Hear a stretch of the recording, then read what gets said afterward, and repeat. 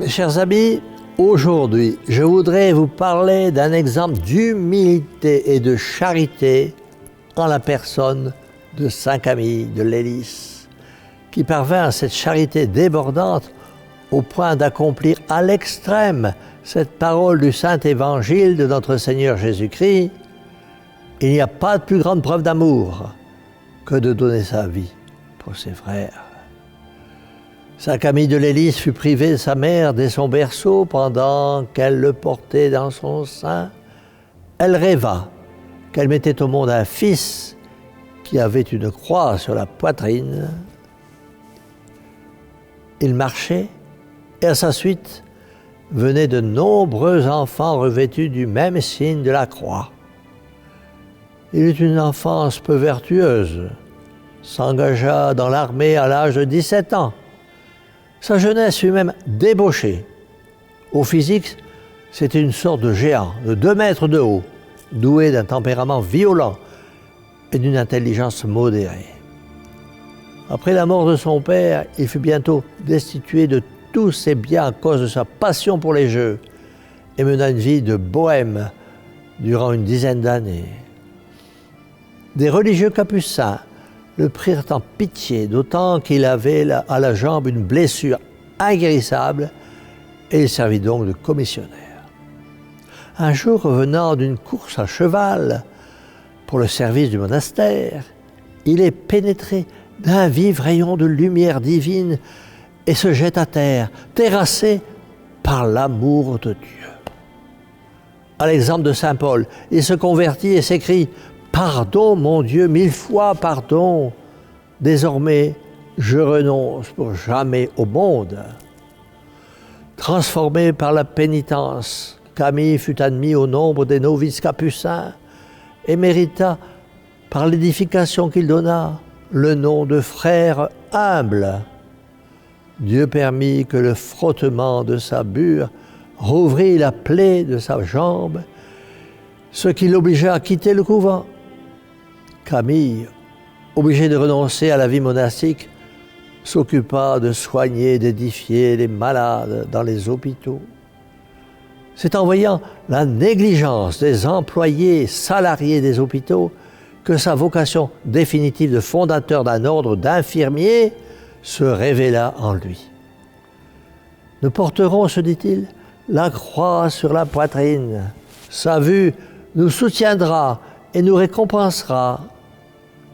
Les commencements de cet institut nouveau furent faibles et bien éprouvés, mais au cours des années, le nombre des religieux s'étendit au-delà de toute espérance. Saint Camille, sa vie durant, se consacra au soulagement des malades, dont la condition à cette époque était presque inimaginable, en laissant les malades pourrir dans leurs immondices. On les jetait à la salle mortuaire avant qu'ils ne fussent morts. Et il n'était pas rare que les employés des hôpitaux battent les malades. Pour apporter une aide plus grande, il décida de se faire prêtre. Mais lui-même souffrit toute sa vie de son incurable blessure à la jambe. Mais il ne cessa jamais de remplir quotidiennement ses devoirs de prêtre et de visites régulières aux malades et aux infirmes, allant même jusqu'à s'accorder chaque nuit seulement 3 ou 4 heures de repos. En 1607, Camille se retira du poste de supérieur général de son ordre, qui comptait déjà 300 membres répartis dans 15 maisons et 8 hôpitaux. Par ailleurs, 170 autres religieux étaient morts dans l'exercice de leur vocation. Pendant une peste affreuse, le saint fit des prodiges de charité. Il allait partout à la recherche de la misère, se dépouillait lui-même et donnait jusqu'aux dernières ressources de son monastère. Plein de vertus, épuisé de travaux, Camille mourut à Rome, les bras en croix, la prière sur les lèvres.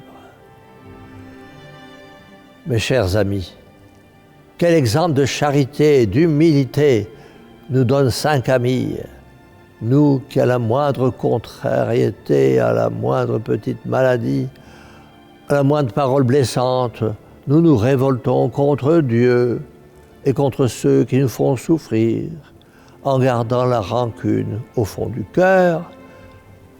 Ah mes chers amis, demandons sincèrement, non pas du bout des lèvres, mais du fond du cœur contrit, cette charité et cette humilité, ces deux battants de la porte du ciel qui s'ouvriront pour nous si nous savons l'exemple de Saint Camille vivre dans le renoncement à nos petites personnes pour ne vivre que dans l'amour de Dieu et l'amour du prochain, même si celui-ci est repoussant à cause de la maladie, de l'infirmité et de son caractère.